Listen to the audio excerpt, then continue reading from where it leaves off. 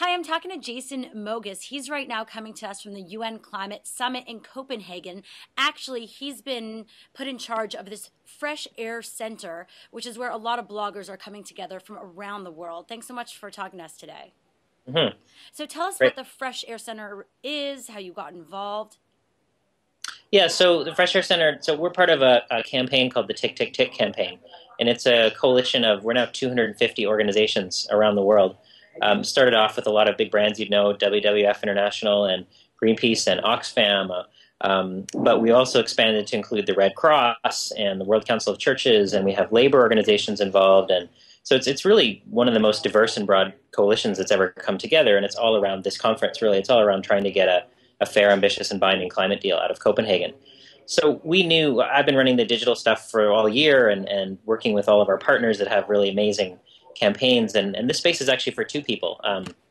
We've got global bloggers here from probably 50 different countries. You know, I've seen bloggers come through. I sign a lot of the checks for subsidies we've written, so from, you know, Togo and Ghana and Barbados, and where else was I sending them today? I'm a little bit tired. It's been 2 weeks of 20-hour days here, but so we have all these global bloggers, a lot of well-known U.S. bloggers from media like Grist and Treehugger and Huffington Post and Mother Jones and The Nation, but we also wanted to bring them in with the digital campaigners that work at our nonprofits. So we've got, you know, digital campaigners that are blogging or running online campaigns for Greenpeace, and a lot of those organizations are also based here. So it's kind of a mixing space. So why is this important? Why is it important to have a space to bring people together and, I guess, bring people information live from the ground? Well, it became a lot more important yesterday when they shut the NGOs out of the conference. So earlier last week, when we all had accreditation, it was easy. We could be inside the Bella Center where the action was.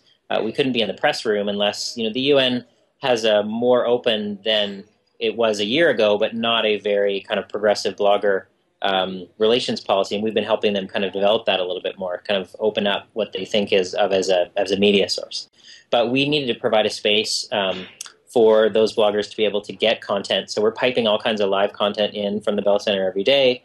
We have evening events every night with you know, live like political analysis and really great updates. Last night we had a media panel with George Monbiot and Naomi Klein and Andrew Revkin from New York Times. So, you know, we've been providing this analysis to people. But I guess ultimately we also, you know, the reason why we called it Fresh Air Center is because, you know, let's face it, things aren't very clear up there. I've been watching some of the world leaders get up there on TV today, and, you know, you'd think they're all environmentalists the way they talk. They're, oh, this is the biggest issue of our times, and we must address it. And, well, they certainly aren't addressing it with a lot of the positions that they're putting forward. So this is a place where people can kind of chill out at the end of the day, file their stories, get educated, connect and collaborate with others, share content, share stories. That's ultimately why I wanted to do it. So what reactions are you seeing happen, you know, in terms of how people are reacting to the news, you know, and officials coming out internationally talking about the environment and what they're looking to do?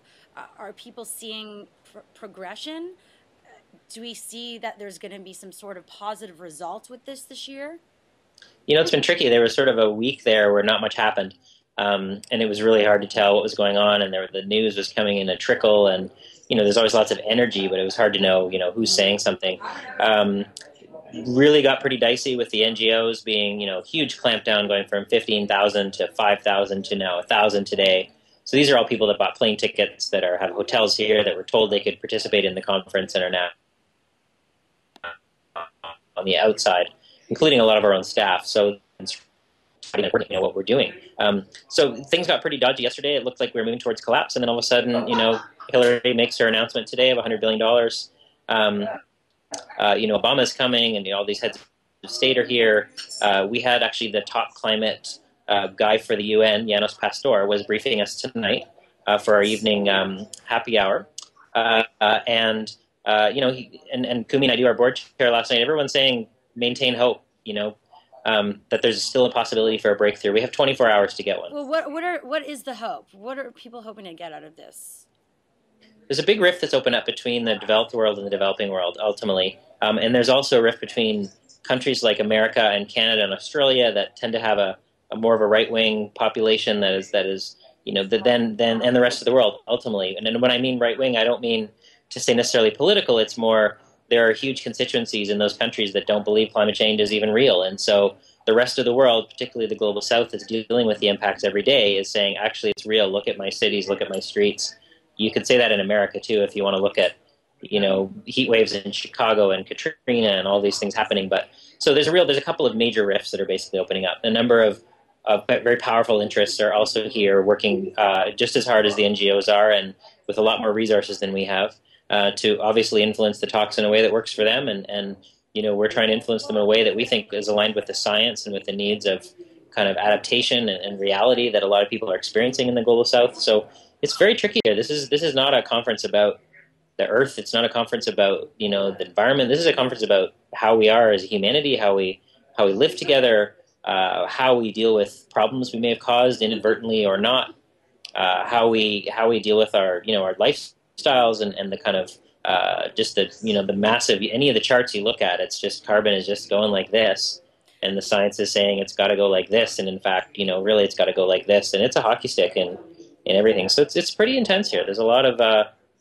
there's a lot of hope. There's a huge youth contingent here. You'd be amazed to see how many bright, shiny youth there are from all over the world, thousands and thousands and thousands. It's beautiful, and they're actually contributing in a significant way to civil society. They're not off on the side. They're not kind of unaffiliated, unaligned. They're in the game, and the NGOs are really organized.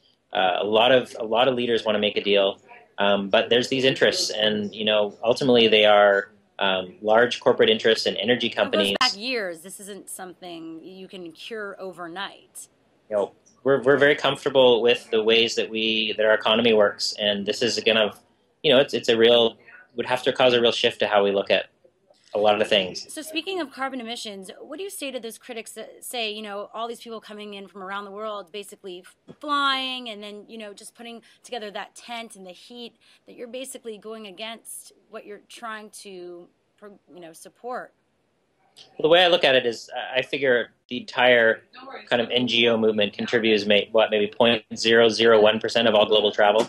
So I think it's kind of it's a complete red herring to think like environmentalists shouldn't travel when everybody is traveling all the time to do everything. How about talk about the 3 holidays we take a year if we're really going to take a look at that?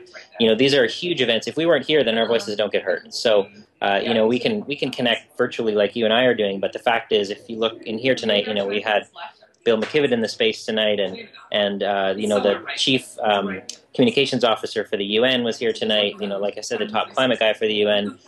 Connections happen in the water, the water coolers and the walkways at the bar, and people hear stories that they wouldn't have heard if you're not there. So if people trying to push for a stronger deal aren't here, then how would we ever get one? I'd love to hear someone say, the corporate lobbyists shouldn't be flying around because they should just stay at home and lobby remotely, send big piles of cash around the world to wire it. You got to be where the game is if you want to contribute to it. Well, best of luck with that game there in Copenhagen. Where should people go to get more information? Well, there's tons of great content out there. All of the major media is covering this conference, obviously. A lot of the bloggers that are here, Grist has a huge section on this. Tree Hugger is running, tons of stories. We're running a site called live.TckTckTck.org. So our campaign, the TckTckTck campaign, which means, time is running out. It also means that there's a lot of opportunities if we make changes. We're aggregating the content of all these bloggers in here. So about 350 bloggers and campaigners. So you can check it out there. We've got a couple of streaming partners, despite the fact that a lot of them have had their badges, snipped. We've still got some people on the inside that are live streaming. We're bringing a lot of the, leaders of the global south talking about what's going on. Mm-hmm. I think the problem here is not that there's not enough content. It's more how do you sift through it all and get to the real stories. All right. Well, thank you so much, Jason, for talking to us today. Okay, good. Well, thanks for piping into the Fresh Air Center, and we hope you guys, support what's going on in here because it's a big deal. And, just the last thing I'll leave you with is what everyone who gets up there keeps saying is whether we get a good deal or a medium deal or a framework for a deal or a collapse, all of those are reasonable scenarios. What's actually important is that this movement has come together, and this is not an issue that's going to be solved just because some politicians sign a piece of paper. This is an issue that we're going to be dealing with our entire lives and for generations. So, this movement is growing, and the more people know about it, we just have to get ready for not just dealing with the issue, but adapting to the issue. So we'll be talking about this for a long time. Yes. and I'm sure I'll talk to you again soon about it. More stuff. Thank you. Okay.